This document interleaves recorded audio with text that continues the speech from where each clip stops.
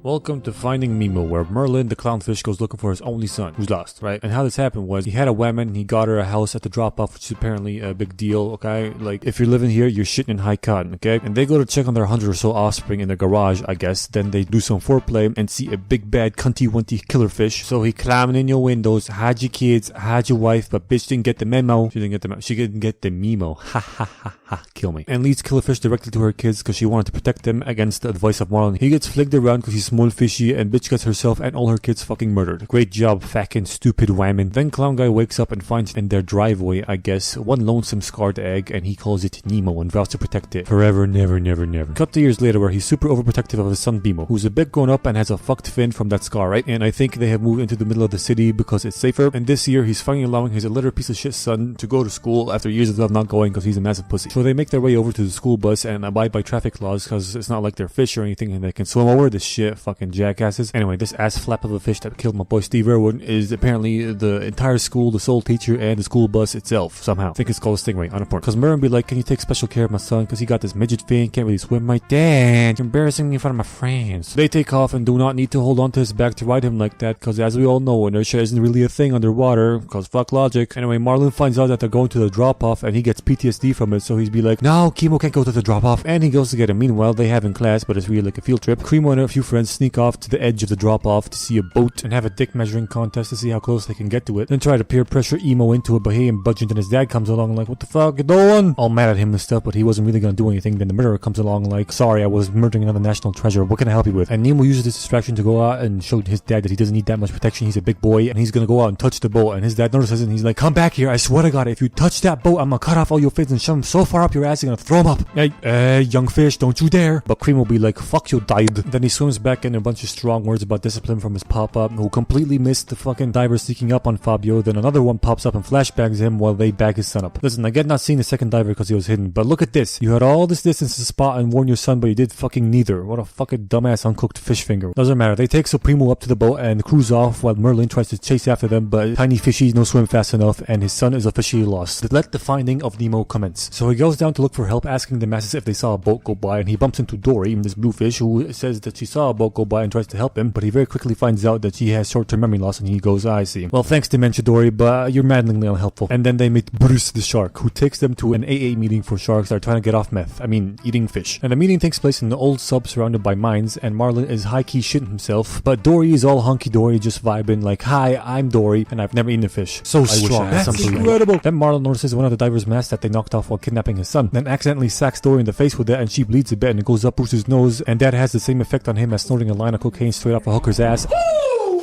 And now he has a real appetite for eating fishies, so they swim for their life. He finds out that Dory can read, they hide in a torpedo hole, then Brucey throws a torpedo at a mine and everything goes kaboom, Rico. I thought mines are supposed to be triggered when these pointy thingies get pushed in, not just by any light tap like that. Because if so, then they would have went nuclear a long time ago, right? If anybody knows, please enlighten me in the comments. Meanwhile, the dentist that caught Steamo puts him in his tank and we meet the tank gang. Say hi to Cheddar Cheese, Female Patrick, Vaporwave, Morpheus Fish, Oprah Winfrey, French Shrimpy, Dorito Zebra Fish, and Burr Pelican Guy, who slams straight into the window to observe the dentist do his dentist stuff with the fishies. By the way, this fucking muppet of a dentist doesn't notice him slamming into the fucking window, and he only kicks him out once he talks to the fishies a bit. Also, here they can't hear Patrick. Can't hear you, Peach. I said we got a live one. But now they can. What do we got? Root canal, and by the looks of those x-rays, it's not gonna be pretty. How? Just how? This doesn't make any sense at all. What the it doesn't matter. They find out that the dentist is gonna give away chemo to his small prostitute bitch-ass niece Darla, who's a fish killer, and Tremo freaks out, gets stuck in this suction tube, and Dorito Zebra's like, get out on your own. I can't, I got a fucked fin. Never stop me. So Lando wiggles around a bit and is able to get on his own. Good for him. Now fuck him and back to his dad and Dory, who are currently waking up from an explosion coma and run away from the sub that is sliding off a cliff into this chasm of doom. And they keep swimming away in a straight line instead of going left or right to avoid the sub like the jizz-brained fish they are. That's okay, the sub stops, they get lucky, but Dory drops the mask into the Mariana Trench. That clownfish is too afraid to go down because he's a massive vagine, but Dory's Sigma female has exactly 0 shits to give and drags him down with her. Why aren't there any Sigma female memes, huh? I thought this was supposed to be the age of equality, assholes. Is alright though, sigma male sounds funnier. Also, don't all fish have their respective depth limit? And if they go past it, they would, die? Nah, it doesn't matter. I'm just gonna pretend that their depth limit is infinite. So down there, they find this fish that uses its slide as bait to eat other fish and run away from it and spot the mask, so Merlin does evasive maneuvers while she reads the address on the back of the mask, and they trap the fugly ass fish, and he asks her what she read, and she'd be like, oh, that's easy, P. Sherman 42 Wallaby Way, Sydney. I remembered something. Yeah, cool, but where is that? I need to find my son. Man, fuck your son! I remembered shit! Now back to the fucked son. He becomes part of the tank gang, and they hatch a dastardly plan to help him and all of them escape by ruining the filtration system or tank cleaning system thingy to make it dirty as fuck, so the dentist will have to clean the tank, and to do that, he has to take them all out and put them in individual baggies, at which point they will try and roll out the window and escape into the sea, a plan which Zebra Dorito says is foolproof. But I don't see how they'll be able to roll up this ledge and fall down onto the sidewalk without exploding and roll through the street without cars running them over, then up the cliff that is this curb, then into the sea. And I'm gonna be proven right with this last bit, because Nemo gets put into an individual baggie and put into a tray that he cannot escape from, and the curb is definitely higher than this ledge right here, so fuck you. That foolproof plan of yours can suck my balls. Alright, in the meanwhile, Dad breaks up with Dory because he's really annoying, and he gets mocked by a school of fish, then helped by them. See, they give him directions on how to get to Sydney. They're gonna need to go on this underwater highway or something, and they point them in the right direction, and off they go, except they task Dory with remembering to go through the big bad trench when they meet it, not over it, which she immediately forgets because dang, look at that big ass trench, and cause Marlin is a pussy ass beta male cuck, he wants to go over the trench, not through it. And at first, the coast on top seems to be clear. They see the highway current thingy, and is all good. But in yet another example of characters in this movie being blind motherfucking tunnel visioning bastards, either that or shit keeps appearing out of thin water like magic, they get descended upon by a horde of jellyfish. Then, cause Dory high on that good kush, she decides to make a race out of getting out of here by jumping on top of the jellyfish's, the bubbly wobbly pit. I don't know. I don't fucking know what these things are called, but the part that doesn't sting yet. And for once, the clown starts vibing along like, are you hungry, Dory? Cause you about to eat my balls, bitch! And he makes it out, wins the race, but at what cost? Cause Dory's not there, so he goes back in and finds her tangled in the jellyfish tentacle stingy bits, so he saves her and stings the shit out of himself, but they get out, and they pass out for like the third time in this movie, I think. And a little while later, he wakes up on the shell of the chillest turtle on planet Earth. Home dog is fucking zoinked out of his mind, and they are in the East Australian current, which is the ocean highway I was talking about, and he holds onto his shell for this fast bit, which completely goes against the logic of the kids being on the Stingray bus, but fucking whatever, who cares? Then he finds Dory at the sub level, right? And she got a scar on her, but she don't care, and apparently neither do the animators, because that scar miraculously disappears as the movie progresses. Either that or that's not a scar, it's a wound and it healed, and I'm just retarded. Anyway, she playing with the little dudes. Jellyman learns a lesson about parenting from Crush, about trusting your kids and shit, and then the little shits gather around for him to tell him his story of his travels up until now, which travels through word of mouth from turtle to fish to crab to dolphin to bird. The birds must have a horrible version of this kick-ass story, because they're only hearing half of what the dolphins are saying. That doesn't matter though, because his story gets transmitted all the way to Paul the Pelican, who's friends with the tank gang. So he flies over to them and slams into the window again. This time the dentist notices the slam, but then completely ignores Paul when he talks to the fishies, which is the complete opposite of what happened last time. Where's the fucking consistency, for the love of ass? Fucking who cares? Because Nemo is depresso espresso given his imminent doom and the fact that he almost got turned to sushi earlier on when he tried to execute Zebra Dorito's plan. But Paul's here now, and he hears his dad's story, and he gets the motivation to go give the plan another shot, jams the gears of the water filtration purification thingy, then crawls through the suction tube when it's not suctioning,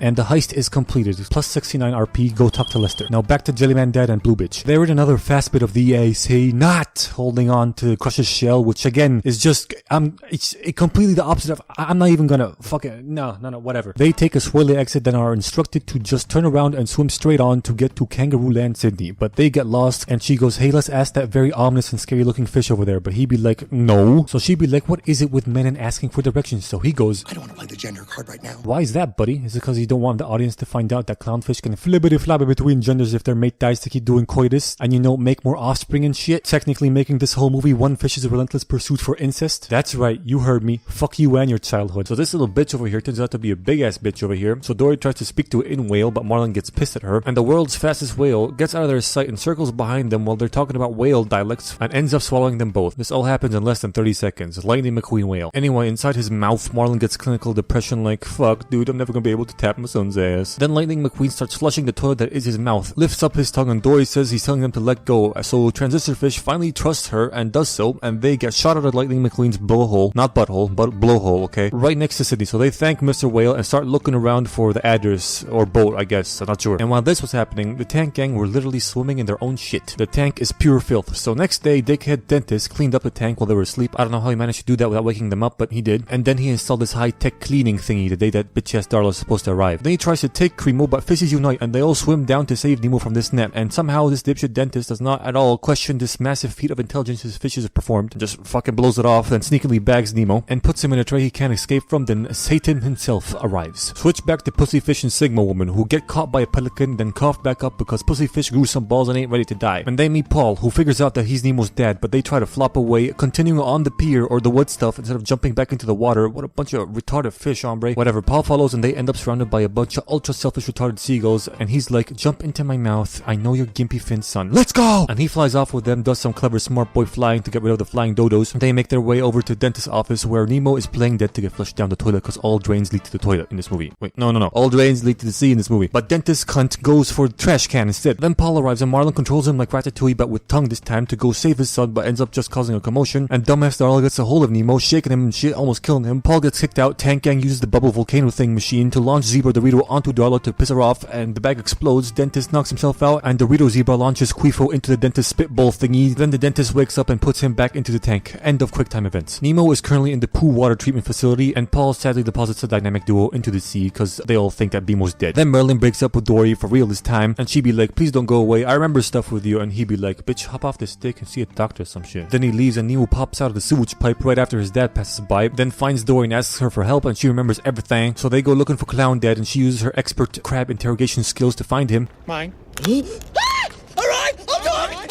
The family is reunited, but the drama ain't over because a fishing net swoops down catching a bunch of tuna. I don't know my fish. But they catch Dory along with them, so Quifu wants to use the big brain move of swimming down to save her and everyone along with her. But Pussy Dad be like, no, I'm not gonna lose you again. Please, Dad, you have to trust me. And he's like, okay, fine. Everyone gets told to swim down as hard as they can from the inside and the outside, and a tug of war commences with the fishing boat. The aquatic creatures win this tug of war, and given how fast stories travel to word of mouth in this movie, I'm guessing the entire ocean figures out this 200 IQ trick, and the fishing industry fucking crashes. Anyway, Supremo got doinked pretty hard into ocean bed, but he Gucci Mane and he's still alive, and they go back home to the reef. Merlin no longer a pussy, kids allowed to go to school, Hunky Dory keeps attending Sharks Anonymous, and the Tank Gang somehow fuck with a high-tech water cleaning thingy and escape into the ocean. Now what? Now you go super blowfish again, but closer to the back so it pops, then you do the same for your friends. It's simple, you fucking retarded Morpheus fish. Come on, man. Anyway, this movie gets 9 turtles out of 3.8 plastic straws.